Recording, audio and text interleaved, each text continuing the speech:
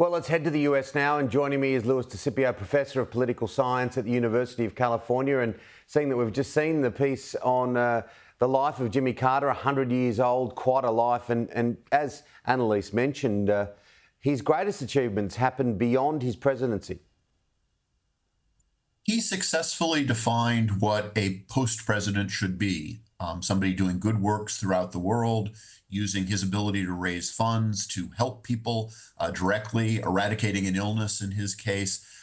His post-presidency was remarkable, and his presidency, I think, was more successful than people give him credit for. He was the president that the United States needed at the end of the Watergate and Vietnam eras, and he served in that role. A real change of subject, and the aftermath of New Orleans has everyone on tenterhooks. Without question.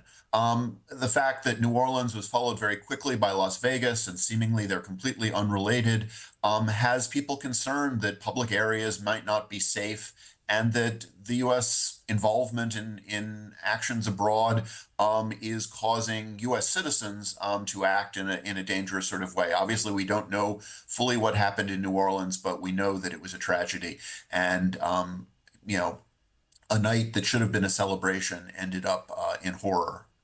It's a very unsettled scene that Donald Trump is emerging into, isn't it, as he heads back to the White House?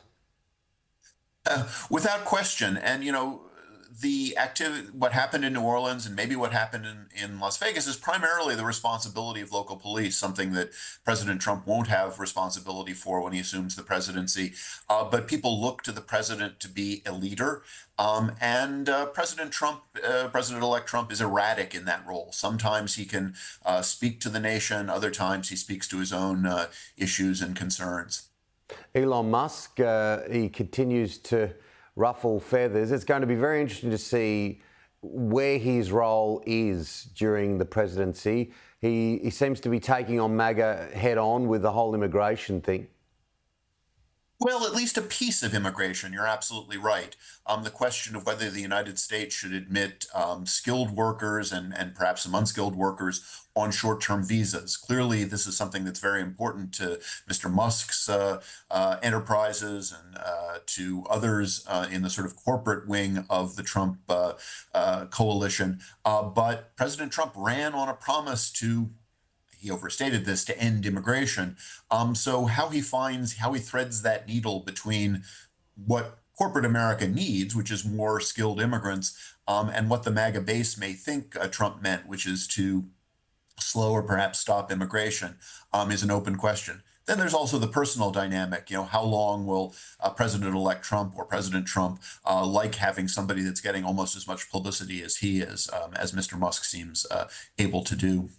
Now, the story that's playing out this morning with the vote for the House Speaker, how do you think this is going to unfold? Because it's interesting to watch.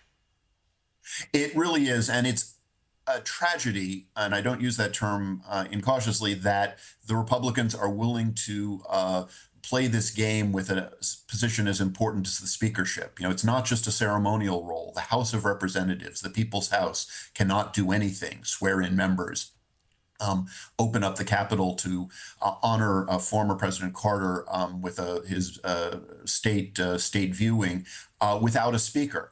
The speaker is also the second in line to the presidency.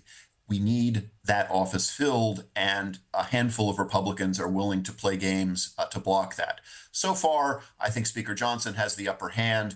The first vote seems to be going against him, but at least when I began this interview, it wasn't formally closed. My suspicion is that a compromise will be reached within the next day or two, but we shouldn't even have to wait that long. We need a speaker, and Speaker Johnson clearly has the support of most of the Republicans. And just finally, he's done a pretty good job, hasn't he, really? He took the role at a very tumultuous time. He's done a fine job with a narrow House, and the way he's done a fine job is he's looked across the aisle when he's absolutely needed to, so that the government is funded and so that the debt ceiling is raised. That's the job of a statesman. Yeah. And the handful of Republicans who are opposing him don't want a statesman, they want a bomb thrower. And Speaker Johnson has shown that he is not going to fill that role. Good on you, Lewis. Always good to chat. Thank you so much. My pleasure. Happy New Year. Yeah, you too.